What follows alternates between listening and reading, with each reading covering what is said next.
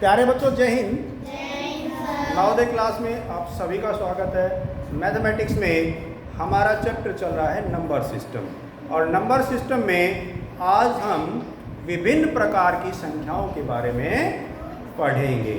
तो सबसे पहली हमारी संख्या है सम संख्या, अर्थात इवन नंबर्स। इंग्लिश में हम क्या कहते हैं? Even numbers. तो सम संख्याएं क्या होती हैं? जो संख्या 2 से विभाजित हो जाती है वे संख्याएं सम संख्याएं कहलाती हैं। दूसरी परिभाषा, यदि किसी संख्या का इकाई का अंक 2, 4, 6, 8 या 0 में से कोई भी हो तो वह संख्या क्या कहलाएगी? सम संख्या कहलाएगी। जैसे मान लो कोई संख्या हमारे पास 8372, तो क्या यह एक सम संख्या है? हाँ, क्योंकि इसका इकाई का अंक क्या है? 2। ठीक है। इसके बाद अगली संख्या है हमारी विषम संख्या, अर्थात ओड नंबर। तो विषम संख्याएं क्या होती हैं?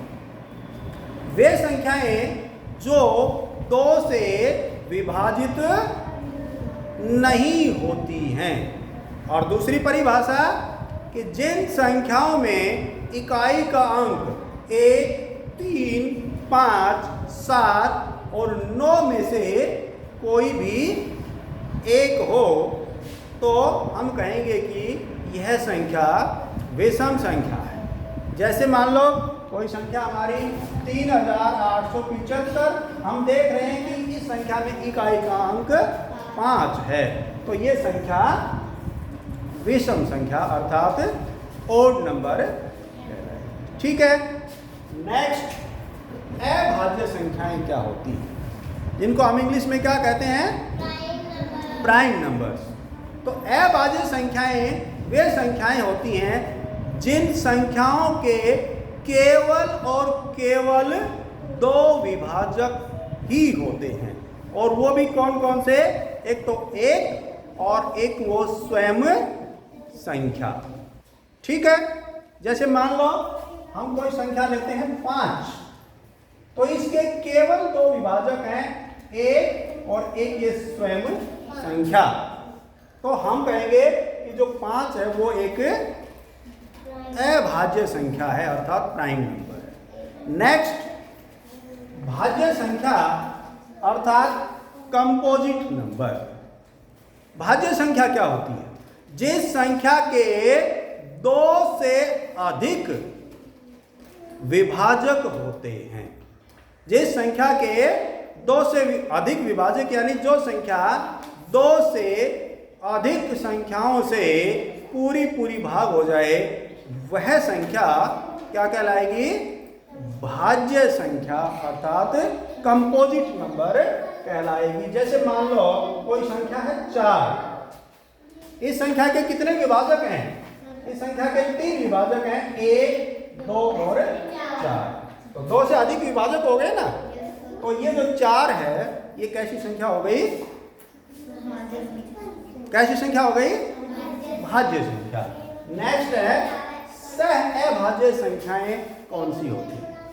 तो ऐसी 2 संख्याएं जो 1 के अतिरिक्त और किसी भी संख्या से विभाजित न हो, ऐसी संख्याएं सह अभाज्य संख्याएं अर्थात को प्राइम नंबर कहलाती हैं। जैसे मान लो 4 और 7, ये जो 2 संख्याएं हैं, ये दोनों संख्याएं 1 के अलावा किसी भी संख्या से विभाजित नहीं होती, इसलिए ये संख्याएं क्या कहलाएंगी?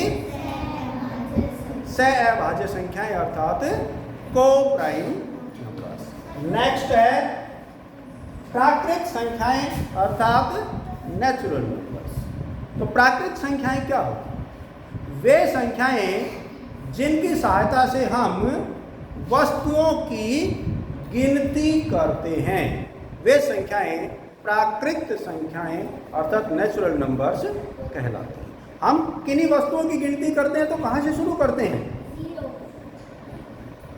0 से करते हैं, 1 से करते हैं। तो प्राकृत संख्याएं 1 से ही शुरू होती हैं और ये अपरिमित, असीमित होती हैं, अर्थात इनका कोई अंत नहीं होता। शुरू 1 से होती है लेकिन अंत इनका कहीं भी नहीं। ठीक है, तो ये क्या होती हैं? प्राकृत संख्या। इसके बाद नेक्स्ट है पूर्ण संख्याएं अर्थात होल नंबर्स। तो यदि हम प्राकृत संख्याओं के समूह में, हमारे पास ये प्राकृत संख्याओं का समूह था ना, इनमें यदि हम शून्य को और शामिल कर दें तो हमारे पास जो एक नया समूह बनेगा, ये समूह कैसी संख्याओं का समूह कहलाएगा? पूर्ण संख्याओं का समूह। तो प्राकृत संख्याओं के समूह में यदि शून्य को और शामिल कर दिया जाए, क्योंकि शून्य इसमें शामिल नहीं था प्राकृत संख्याओं में, तो हम शून्य को अगर प्राकृत संख्याओं के समूह में शामिल कर दें तो जो नया समूह हमें प्राप्त होगा वो समूह क्या कहलाएगा? कैसी संख्याओं का समूह कहलाएगा? कैसी संख्याओं का समूह कहलाएगा? पूर्ण संख्या। ठीक है, इसके बाद पूर्णांक। अब देखो ये संख्याएं थी, कैसी संख्याएं थी? बोलो, ये कैसी संख्याएं थी? पूर्ण संख्याएं, जिसमें शून्य और धनात्मक संख्याएं ही शामिल थी। धनात्मक प्राकृत संख्याएं ही शामिल थी, यानी कि धनात्मक का मतलब जमा वाली संख्याएं। ठीक है, और इनमें अगर हम ऋणात्मक संख्याएं, नेगेटिव, नेगेटिव जो है वो नंबर्स को शामिल कर दें इसमें, यानी कि -1, -2, इस तरह के अगर हम इसमें और शामिल कर दें संख्याएं, तो जो ये नया समूह बनेगा वो समूह क्या कहलाएगा? पूर्णांक का समूह। ठीक है, इसको हम इंग्लिश में क्या कहते हैं? इंटीजर्स। क्या कहते हैं? इंटीजर्स। तो इसमें देखो नेगेटिव और पॉजिटिव दोनों प्रकार की संख्याएं और शून्य शामिल। ठीक है, इसके बाद नेक्स्ट है परिमेय संख्याएं, रेशनल नंबर्स। तो ये जो हमारे पास पूर्णांक का समूह था, इस समूह में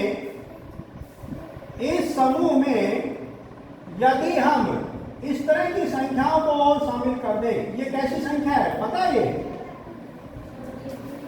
वर्गमूल, अंडर रूट।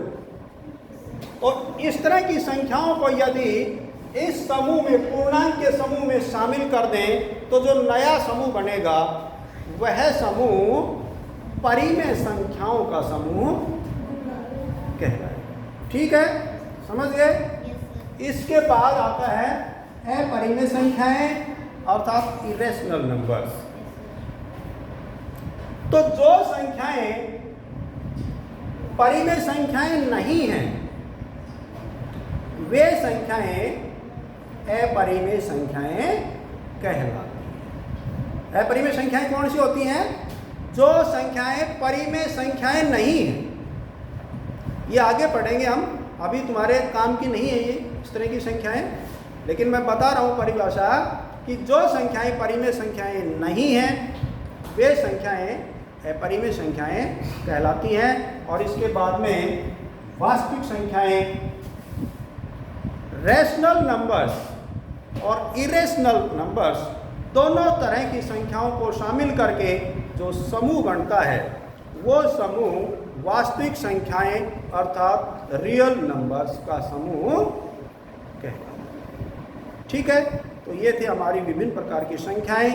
हमने इनकी परिभाषाएं और इनके उदाहरण सीखे हैं। तो आज का वीडियो बस इतना ही, बाकी अगले वीडियो में करेंगे। तब तक के लिए थैंक यू। जय हिंद।